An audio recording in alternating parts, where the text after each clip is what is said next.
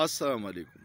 پرون د شپې پر رایونټ کې ډیر یو اهم ملاقات و چې پای کې د ملک ټول غټ سیاستدانانو آصف علي زرداری او بلاول او میاں نواز شریف او شهباز شریف او اسحاق ډار او مولانا فضل الرحمن د خپل ټیم سره تلو او صرف یو ایجنډا وا چې آئینی ترمیم په څه طریقه پاس کو. خو بیا چې لیټ د 3 غنټو ملاقات نه پس پریس کانفرنس شو نو اندازه دا وا چې پاغې کې څه اتفاق ونه شو. تاسو ته کو یادي د وخت کې شنګای تعاون تنظیم په اسلام آباد کې کیږي او د ډیرو ملکونو وزیر اعظمان او وفدونه راغلي دي. نو چې کله تحریک انصاف والا احتجاج کوي نو حکومت دا الزام لګو چې دوی دا پریس کانفرنس ناکامه کولو د پاره دا احتجاج کوي. نو اوس پریس کانفرنس کې دا ثابته شوه چې هغوی صرف د آئینی ترمیم د پاره کوششونو کول. د ټولو اسلام آباد پرېښود او لاهور ته لاړه. اوس هم چاینیز وزیر اعظم په پاکستان کې دی، نور وفدونه پاکستان کې دي.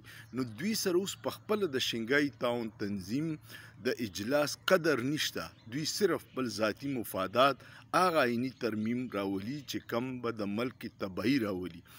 او ذرایع وایي چې مولانا صاحب په ډیرو خبرو خو نه مني، خو بلاول په یو خبره زور وري چې ته په سیویلین په میلیټري کورټ کې ټرایل دا ترمیم کې زموږ سره مرګستیا وکړه. او د دې صرف یو مقصد دی چې د تحریک انصاف او عمران خان په څه طریقه د فوج په حواله کې او بیا د هغه هیڅ خبر نه راځي چې هغوی ورسره څه کوي. نو دا سیاسي مخالفین دومره په بېوقوفتیا کې لګیا دي چې کم ترمیم د نن پاس کو د یو خاص پارټۍ خلاف، دا ترمیم سبا ستاسو خلاف استعمالیږي ځکه چې اسټیبلیشمنټ د هیچا خپلوان نه دي، صرف د خپلو مفاداتو خپلوان دي. زه د تاریخ نه یو واقعه ووایم. کله چې یحیی خان الیکشن وکړو په 70 کې او هغه په باري اکثري سره شیخ مجیب الرحمن وګټو، د پیپلز پارټۍ اقلیت راغی، هغوی کم سیټونه واغسته او حق د شیخ مجیب الرحمن جوړېدو چې وزیر اعظم شوی وي. نو بوټو صاحب د فوج سره سازش وکړو د جنرال یحیی سره او هغه له اقتدار ورنکو، په هغه باندې د غدارۍ اف آی آر وکړي، په جیل کې واچو. نو یو ورځ هغه د چا په خوله باندې شیخ مجیب بوټو صاحب ته سوال جواب وکړو چې زه خو اوس نن په جیل کې واچولم، خو زمانه چې وزګار شي د جرنیلان نو بیا به ستا نمبري. او حق وشوه چې په ضد کې هغه له اقتدار ورنکو، هغه بنګلادیش جوړ شو، پاکستان 2 ټوټې شو او چې کله د هغه نه وزګار شو نو بیا یې بوټو صاحب پانسي کو.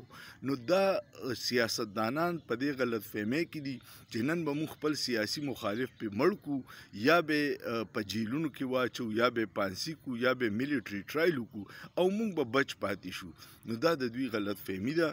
دا مکافات عمل به پې راځي. کم آئین قانون چې تا د بل د پاره جوړ کو او د عوامو د پاره پکې څه فایده نه وه، ابا سبا ستا خلاف استعمالیږي. نو بلاول او زرداری او شریف خاندان کو په دې غلط فهمۍ کې چې دا قانونونه به سبا زموږ خلاف نه استعمالیږي، نو دا ډیر په غلطه دي.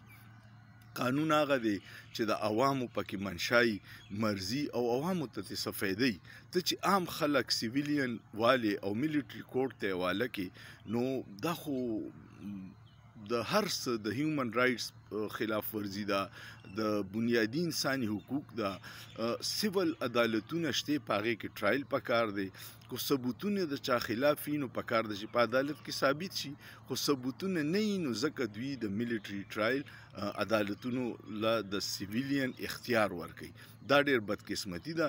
خو ګورو چې څه کیږي، آیا دا ترمیمونه پاس کیږي؟ کم ترمیمونو د پاره چې ته خلکو خور مور اغوا کې، بچي اغوا کې، په خپل اغوا کې، نو د دغه ترمیمونو به ستاسو څه خیال، عوام یا ملک ته څه فایده؟ بالکل نه. ستاسو څه خیال دی؟ کمنټ پیو کې او لایک ورکې، شیر کې، سوچ پیو کې، په سوچ کې څه ګناه نشته.